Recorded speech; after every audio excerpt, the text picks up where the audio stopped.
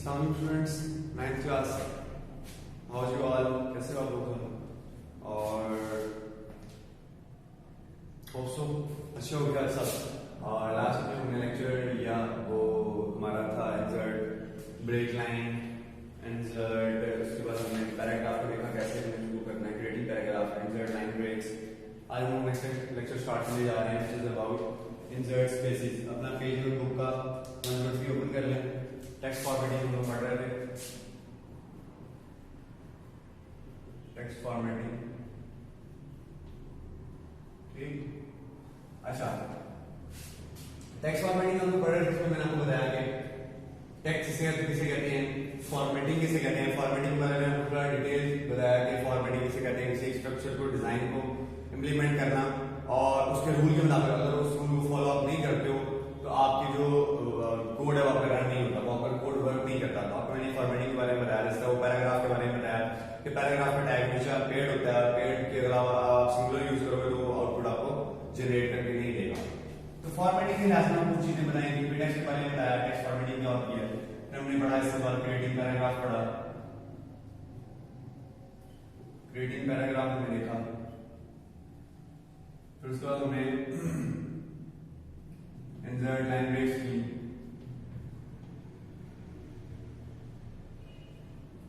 इसके लिए आपको पता है क्या यूज किया था आपने, बैकस्लैश पी और यहाँ पे हेलो, इस तरह से कुछ हमने कर लिया था। और इसके अंदर हमने वो ब्रेक करना सीखा, सही है। यहाँ पे आई एम बी आर आ दिया, उसके बाद ब्रेक कर दिया, उसके बाद 9th क्लास, 9th, फिर बी आर आ फिर क्लास, इस तरह कुछ हमने क्या देखा। पैराग्राफ का टैग बी आर खुद एक अकेला टैग है, बी आर खुद एक अकेला टैग है, ये दोनों सिंगुलर है और ये पेड। और आई एम लिखाएगा उसके बाद नीचे लाइन पे इन लाइन लिखाएगा, उससे नीचे लाइन पे क्लास लिखाएगा, ठीक। हमने इंसर्ट, लाइन ब्रेक देखा, पैराग्राफ कैसे क्रिएट करते हैं, हमने पहले लेक्चर में देख लिया था कैसे बनाते हैं। और ये दोनों चीजें हमने देखी, आज हम अपना नेक्स्ट लेक्चर स्टार्ट करते हैं। Insert spaces, page number 103 open कर लेंगे बुक का और स्टार्ट करते हैं इंसर्ट स्पेसेस से।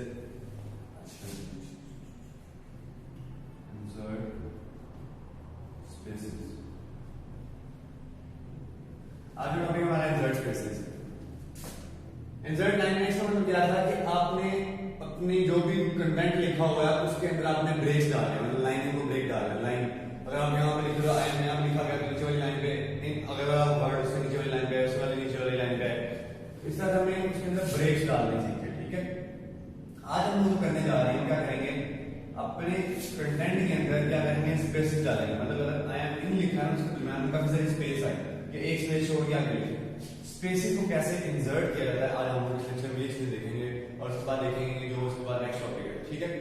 अच्छा, पेज नंबर 103 पर बच्चों से लिखा हुआ है, if you insert multiple spaces in a text, HTML only considers only one space and ignores the others, ठीक। फॉर एग्जाम्पल वो कहता है आप ये काम करते हो ना, सब ये है पैराग्राफ लिखा पी, अब लिखा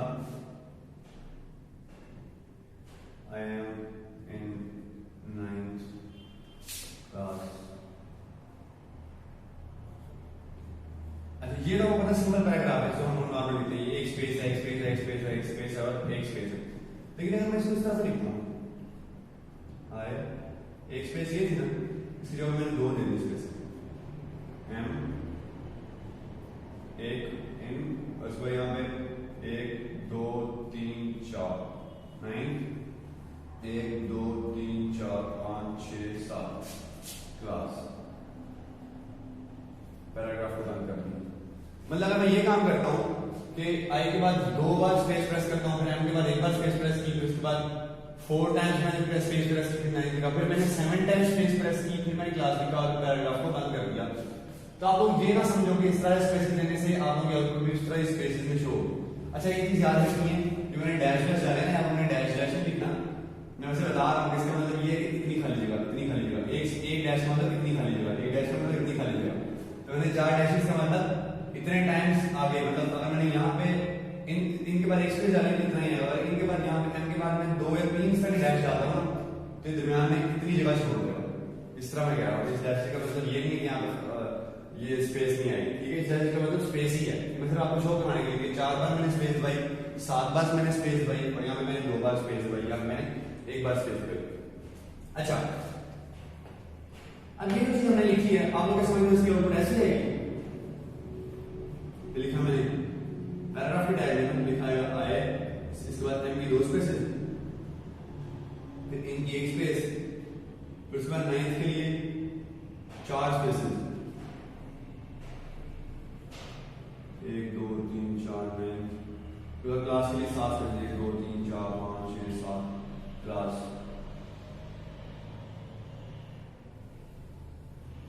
ऐसा कुछ नहीं होने वाला, ठीक है। ऐसा कुछ नहीं होने वाला। आप लोगों को ये काम करने के लिए दरमियान में काफी सारी जगह छोड़ने के लिए आपको प्रॉपर टैग यूज करना पड़ेगा फॉर्मेटिंग के लिए। टैग तो नहीं, मतलब एक वर्ड यूज करना पड़ेगा पूरा सा, तभी आप इस तरह स्पेस देंगे। अदरवाइज इस तरह नहीं लिखा जाएगा, पता इस तरह लिखा जाएगा, इस तरह लिखा जाएगा I am in 9th class, that's it. जितनी मर्जी स्पेस डालो, इसने एक स्पेस छोड़ के लिखना है बस, I am in 9th class, that's it. एक स्पेस ही कंसीडर करेगा, इससे ज्यादा स्पेस कंसीडर नहीं करेगा कि ये चीज लिखी जाएगी, ये चीज नहीं लिखी जाएगी। इसको कवर अप करने के लिए आप लोग ऐसे कैसे लिख सकते हो, एक हम लोगों ने एक चीज आज पढ़नी है जो आप लोगों को मैं बताने जा रहा हूं। अच्छा, अब पेज नंबर 104 पे आ जाओ, मतलब 4 को कराओ। मतलब उसने बताया भाई you can see that HTML had ignored the multiple spaces inside that text, कि मतलब आपके HTML ने मल्टीपल स्पेसेस को क्या कर दिया है, दरमियान में इग्नोर कर दिया है, ठीक है। In order to insert spaces you need to write $NBSP where the space is needed। वो कह रहा है जहां पे भी आपको स्पेस की जरूरत है आप लोग क्या यूज करोगे, NBSP for adding space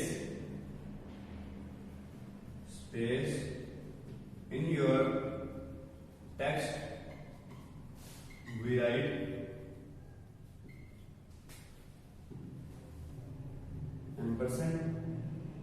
$NBSP। ये जहां पे आपने स्पेस ऐड करनी है ये लिखना पड़ेगा। ये नहीं लिखोगे आपने स्पेस नहीं ऐड होगी, नॉर्मल एक स्पेस लिखी है, ठीक है। तो NBSP आप लोगों ने लिखना लाजमी है। NBSP लिखोगे तो आप लोगों का काम होगा, तभी आप लोगों का काम नहीं होगा, नॉर्मल सिंगल स्पेस ही डालेगा। अगर देखिए आप एग्जांपल दिया आई स्टडी NBSP फिर NBSP, फिर उसके बाद 5 बार और NBSP लिखा है, और फिर उसके बाद इन 9th क्लास लिखा है, और फिर पैराग्राफ को बंद कर दिया गया।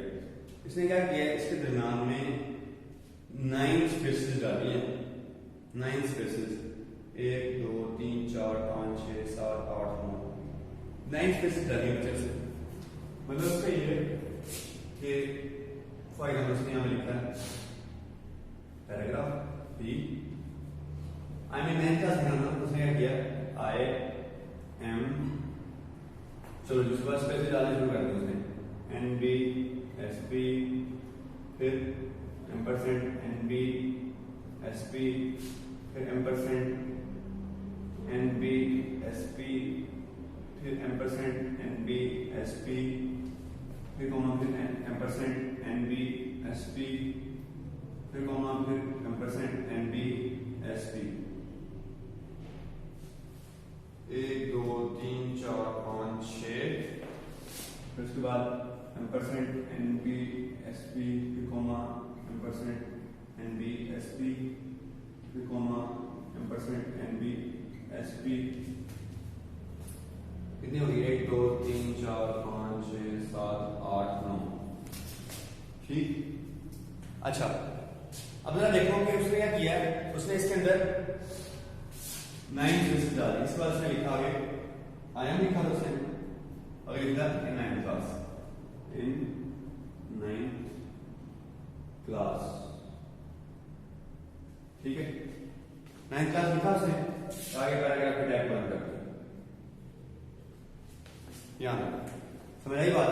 उसने क्या किया, आई एम लिखा 1 2 3 4 5 6 7 8 9 बार लिखा, और आगे लिख दिया इन 9th क्लास, और आपका पैराग्राफ का टैग बंद कर दिया, ठीक। अच्छा, अब इसमें कैसे आपको आउटपुट जनरेट करेगा, ये आपको ऐसे आउटपुट देगा, ये मैं आपको बताता हूं। इसकी जो आउटपुट है ना इस तरह की है, कुछ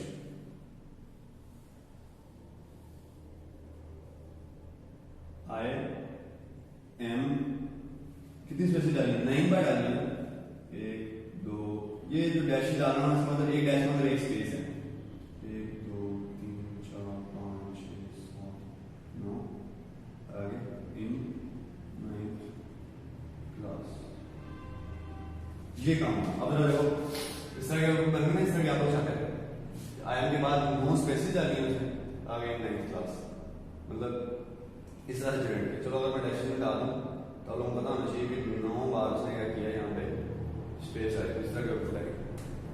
ठीक है, समझ आ गई बात कि आपने एक बार एमबीएस में लिखोगे एक स्पेस छोड़ देगा, 2 बार लिखोगे 2 छोड़ देगा, जितनी बार एमबीएस की एम्परसेंट के साथ लिखोगे उतनी स्पेस जो दरम्यान में डाल देगा और आपका टेक्स्ट इतना छोटा होता जाएगा। इस तरह के आउटपुट आपके पास शो होगी। So this is the output of your this code. समझ आ गई बात? इसमें कोई क्वेश्चन हो आप पूछ सकते हो, बहुत सिंपल था। ठीक, so this is the output of your spaces। अच्छा जी, अब इसके बाद बारी आती है हमारे पास ऐड हेडिंग या फिर सब हेडिंग्स। ठीक, अगला टॉपिक हमारे पास ऐड हेडिंग और सब हेडिंग। अब हेडिंग और सब हेडिंग का क्वेश्चन, हेडिंग याद आपको मैंने पहले लेक्चर में पढ़ाई थी, H1 के साथ आपको लिख के दिखाया था, बताया था कि H1 क्या करता है, सबसे बड़ी हेडिंग होती है आपकी वेब पेज के अंदर, तो ये वही चीज है।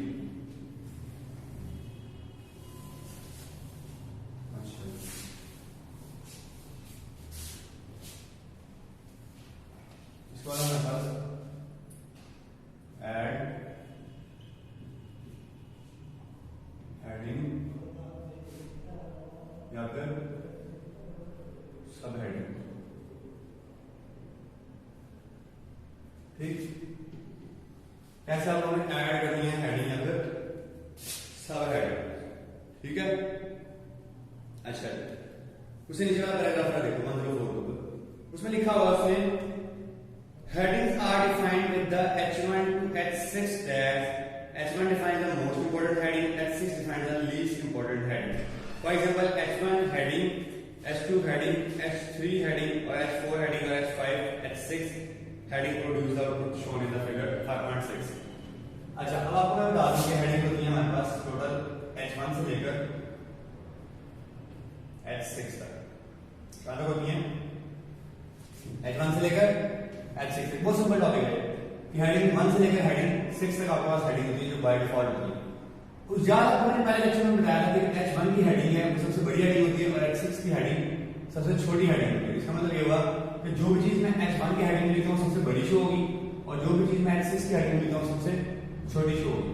इसका मतलब क्या है, H1 क्या है हमारे पास, एक बात और याद रखो कि जो हेडिंग वाला टैग है ना, यहाँ पर पेयर टैग, बात याद रखनी भूली नहीं। हेडिंग वाला टैग क्या है, पेयर टैग है, इसको कभी भूलना नहीं आपने। H1 का इस तरह टैग होता है, होता है H1 इस तरह से हम कंटेंट और यहाँ पे टैग स्लैश H1, फिर इस तरह H2 content tag slash H2, फिर क्या है आपका पेयर टैग, ये हेडिंग 1 का, ये हेडिंग 2 का, इस तरह हेडिंग 6 तक किया है सब रहेंगे। अब हेडिंग में आपको बताया मैंने मोस्ट इंपॉर्टेंट हेडिंग है आपकी, मोस्ट इंपॉर्टेंट। फॉर एग्जाम्पल यहाँ मैंने H6 लिखा हुआ था, मेरी क्या है लीस्ट, बहुत कम, लीस्ट इंपॉर्टेंट है, सबसे कम ही लीस्ट इंपॉर्टेंट है। तो अगर जो चीज आपने सबसे ज्यादा इंपॉर्टेंट शो करवानी है, सबसे बड़ी शो करवानी हो, आप H1 में लिखोगे।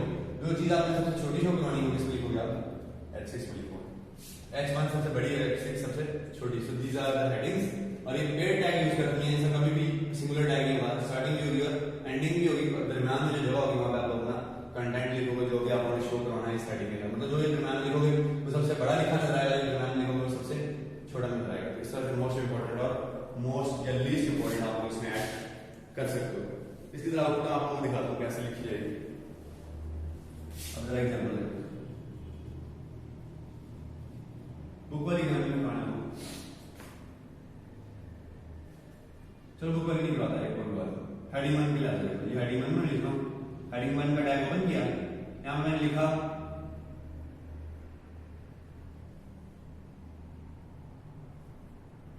हेलो 9th क्लास, ठीक, और ये टैग बंद कर दिया H1 का। हेडिंग 1 का टैग ओपन, हेडिंग 1 का टैग बंद, बैकस्लैश का, और दरमियान में कंटेंट लिख दिया हेलो 9th क्लास। इस तरह मैंने H2 लिखा, अब लिखा हेलो 9th क्लास, ठीक, H2 का टैग भी बंद कर दिया। फिर मैंने H3 पे आया, हेलो 9th क्लास, H3 का टैग भी बंद कर दिया। H4 पे आया मैं, hello 9th class, backslash H4 का टैग भी बंद कर दिया। H5 hello 9th class, backslash H5 का टैग भी बंद कर दिया। H6 hello 9th class, backslash और H6 का टैग भी बंद। अब जरा देखो मैंने क्या किया, H1 से लेकर H6 तक की तमाम हेडिंग मैंने क्या लिखा, hello 9th class, hello 9th class, hello 9th class, hello 9th class, hello 9th class और हेलो 9th क्लास। H1 में भी कोई कंटेंट है, H2 में भी कोई, 3 में, 4 में, 5 में, 6 में, सब में सेम कंटेंट लिखा है मैंने, और लेकिन हेडिंग डिफरेंट है। H1 की है, H2 की है, 3 की है, 4 की है, 5 की है, 6 की है। हर हेडिंग में मैंने कंटेंट सेम रखा है, लेकिन हेडिंग मैंने चेंज कर दी। अब इसका आउटपुट देखते हैं कैसे होता है। इसका आउटपुट इसका ही कुछ है, और ये आपका वेब पेज है ना, और इसमें ये मेरा वेब पेज है, ठीक है, यहाँ पे पूरा टाइटल आता है, यहाँ पे इसके ऊपर H1 में मैंने लिखा सबसे बड़ा लिखा हुआ है, सर लिखा हुआ है,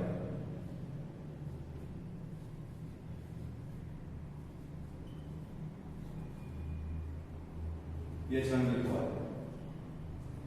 जरूरी नहीं साइड यहाँ तक क्या है, मतलब सबसे बड़ा लिखा हुआ है, और थोड़ा सा मतलब पेज आपका ऐसे खाली छोड़ा हुआ है, तो मैंने पेज छोटा बनाया ना, मतलब ये यहाँ तक आ गया, लेकिन बड़ा सा लिखा है। फिर H2 में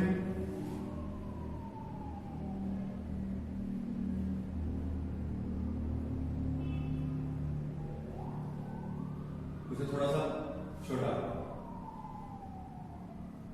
फिर H3 में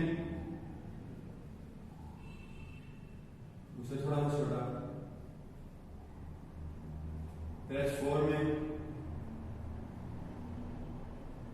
उसे थोड़ा सा छोटा, फिर H5 में उसे थोड़ा सा छोटा,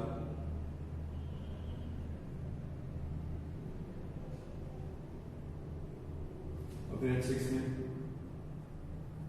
उससे भी छोटा।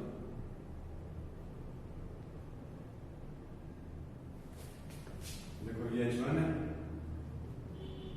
ये H2 है,